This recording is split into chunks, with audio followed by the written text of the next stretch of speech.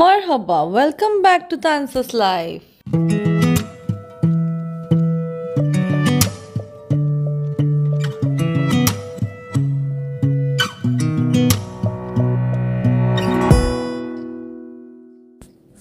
এটা হচ্ছে China pavilion.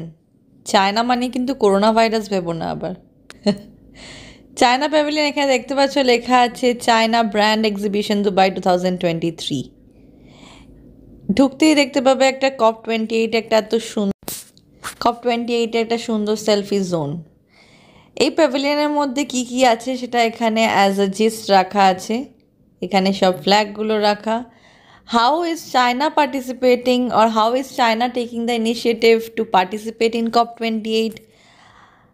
COP28, how does COP28 play a major role for China? এই পুরো চায়না প্যাভিলিয়নটা ঘুরে বেসিক্যালি তোমরা এটাই বুঝতে পারবে। এখানে কিছু ম্যাগাজিনস রাখা আছে, কিছু রাইটিং স্কিলস রাখা আছে, সেইগুলোতেই এবার চাইনিজ ভাষাতেই লেখা। ওই জন্য আমি কয়েকটা তুলে দেখলাম, কিন্তু ইংলিশ ট্রান্সলেশন নেই, অনেকগুলোতে শুধু চাইনিজে রাখা আছে। তাই যারা চায়না থেকে এসছে, মানে সব দেশ থেকেই যারা এখানে আসে, তারা নিজেদের প্যাভিলিয়নটা এক্সপোতে এসে পেয়েই যায়। তো সেখানে এসে একবার নিজেদের লোকেদের সাথে ভিজিট করতে তো ভালোই লাগে। আমি ইন্ডিয়ান প্যাভিলিয়নে গেছিলাম, আমি চায়না প্যাভিলিয়নে এসেছি, আমারও তো বাদ বিচার করার দরকার নেই। এখানে টেকনোলজি কীভাবে তৈরি হচ্ছে, কীভাবে পুরোটা innovation, climate connections unleashing innovation for a sustainable future, এই নিয়ে একটা সেমিনার হতে চলেছে। তার জন্যই সব স্টেজ রেডি করা হচ্ছিলো।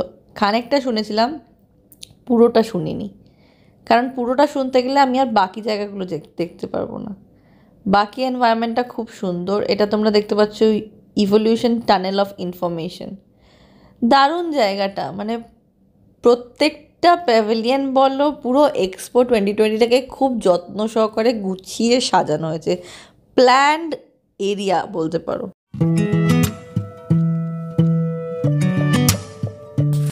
তোমরা কি কেউ আমার ভিডিও চায়না থেকে দেখো? দেখলে এই ভাষাটা বুঝতে পারবে, বা যারা বাঙালি আছো, আমি তো বাংলায় ভ্লগ করি, হিন্দি ইংলিশ ভ্লগ আসবে খুব শিগগিরই।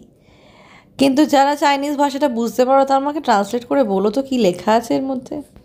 কোভিড আসার আগে ম্যাক্সিমামই আমাদের যাই জিনিস আমরা ম্যাক্সিমাম দেখতাম, এখনও আমরা এই যে এখানে আমাদের দুবাইতে ডে টু ডে বলে একটা শপিং মল বলতে পারো, একটা ব্র্যান্ড হয়ে গেছে ডে টু ডে, সেখানে সবই মেড ইন চায়না। চায়নায় ব্যাপারটা কি, তুমি সব রকমের জিনিস পাবে অত্যন্ত রিজনেবল রেটে, সেই কারণে ম্যাক্সিমাম জিনিসই মেড ইন চায়না। কিন্তু কোভিড হওয়ার পর থেকে একটু চায়নাকে আমরা চাইনিজ জিনিসপত্র ইউজ করাটা বন্ধ করেছিলাম। এবার আমরা আস্তে আস্তে এই গুহা থেকে বেরিয়ে যাচ্ছি। এখানে গিয়ে আর একটা সেমিনার অ্যাটেন্ড করার একটা স্টেজ দেখতে পাবে তোমরা। এই স্টেজটা আসলে এখানে যারা ছিল তারাও চাইনিজদের একটা জিনিস আমি বুঝলাম, চাইনিজদের ইংলিশ ল্যাঙ্গুয়েজটা ইজ ওকে। আসলে আমি দুবাইতে এসে একটা জিনিস শিখেছি, English is a common language, but pronunciation is different for different countries. China pavilion ঘুরে আসার পর চলে এলাম সৌদি প্যাভিলিয়নে। এটা Guinness world record holder for the largest LED mirror screen display. Saudi প্যাভিলিয়নটা এখন নাম্বার 1 প্যাভিলিয়ন এই পুরো এক্সপোর মধ্যে।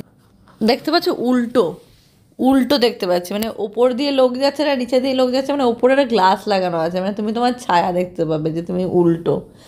আসলে সৌদি আরবিয়া এখন অনেক বড় একটা প্ল্যানিংয়ে আছে। সৌদি এখন গ্রিন ইনিশিয়েটিভ একটা প্ল্যানে আছে। এখন নেক্সট ফিউচার সৌদিতে প্রচুর হোটেলস খুলছে, প্রচুর কিছু ডেভেলপমেন্ট তৈরি হচ্ছে।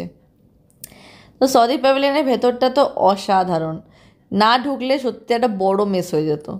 প্রথমে ঢোকার আগে ভাবছিলাম যাবো না, তা বললাম এসছি যখন ঘুরেই যাই, পরে আবার কবে সুযোগ পাবো, কবে আসবো না, সব কিছু করে ফাইনালি ডিসিশনটা সার্থক। এখানে ঘুরে ঘুরে একটু লাইন ছিল, প্রচুর লোক তো ভিজিটার্স এসছে, সবাই একবার করে ভিজিট করে যাচ্ছে, কারণ এখানে সব কিছুটা ফ্রি। নাহলে আফটার COP28 এখানে সবই টিকিট আছে। কপের জন্য এখানে সব কিছুটাই ফ্রি, শুধু রেজিস্টার করতে হবে তোমাকে স্ক্যান করে। এখানে সিকিউরিটিরা, যারা হেল্পিং হ্যান্ড যারা আছে, তারা তোমাকে বুঝিয়ে দেবে কিভাবে কি করতে হবে। এখানে কিছু এন্টারটেনমেন্টেরও জায়গা আছে, এখানে তোমরা ভেতরে ছুটে ছুটে বাচ্চাগুলোই বেসিক্যালি করছে, বড়রাও করতে পারো। Saudi green initiative.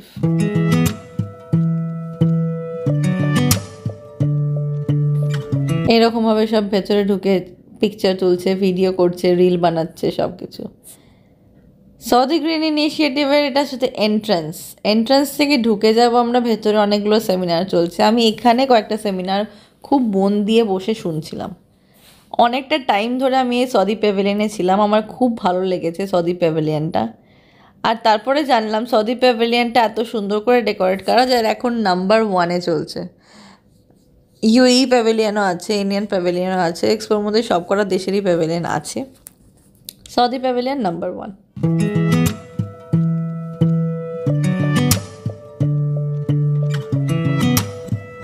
পুরো হিস্ট্রিটা দেখিয়েছে, সৌদি আরবের হিস্ট্রিটা এইখানে পুরো ফুটিয়ে তুলেছে।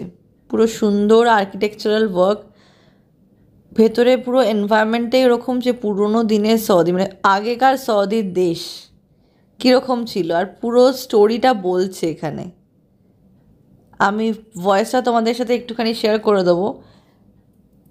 কি সুন্দর বানিয়েছে দেখতে পাচ্ছ, পুরো মনে হচ্ছে না পুরো বাড়ি বাড়ি বাড়ি বাড়ি মহল, মানে যেরকম গালফ কান্ট্রির বাড়িগুলো হয়, ভিলা, লোকালসদের বাড়ি।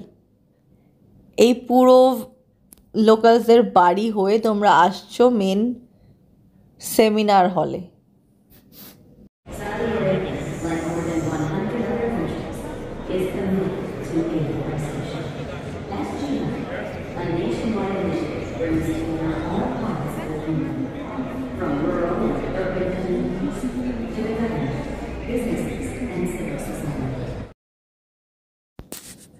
তোমাদের সাথে আগের ভিডিওতে আমি শেয়ার করেছিলাম, এই ভিডিওতে আমি বলবো প্রত্যেকটা মোমেন্টে আমি এটা রিয়েলাইজ করি।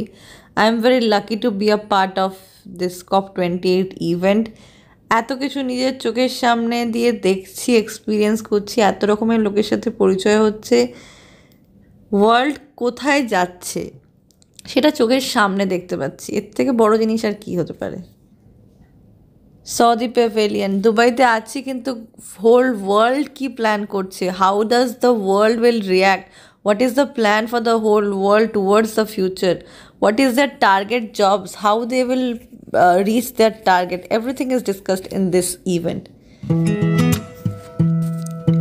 And to plan for a future, every individual of this planet, every individual person have to get their contribution, have their contribution towards this planet to make this planet a sustainable and green planet.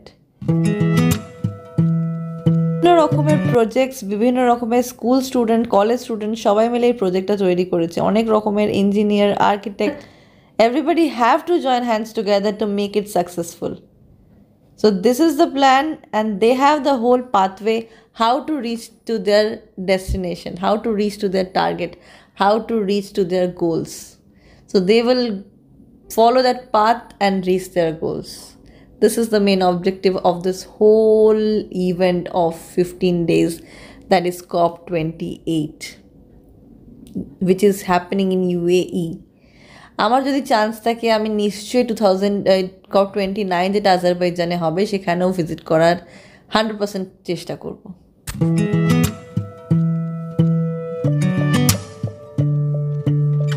এখানে একটা মসজিদ দেখানো হয়েছে, মসজিদটাকে মাঝখান দিয়ে একটা glass cover করে দেওয়া।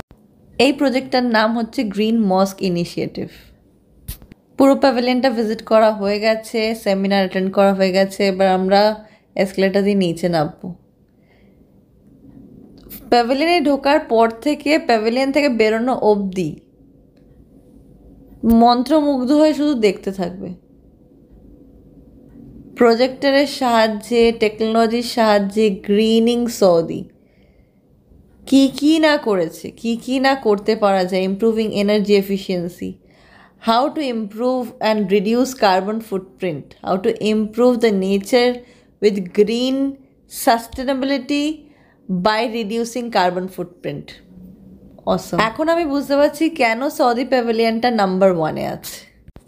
এই দেখো এখানে একটা সেমিনার চলছে, সেমিনারটার টপিক হচ্ছে ফুড ওয়েস্ট। তো আমার তো সাবজেক্ট টপিক ফুড, তোমরা জানোই, তো সেটা দেখার জন্যই আমি এখানে ওয়েট করে গেলাম।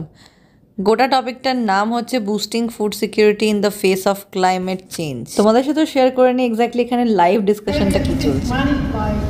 Government, the cost of per liter and the cost per kg of meat.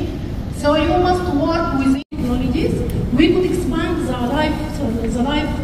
shelf life of the food to reduce the food waste, as well as working, as you said, with awareness of the people to reduce the waste after the usage inside.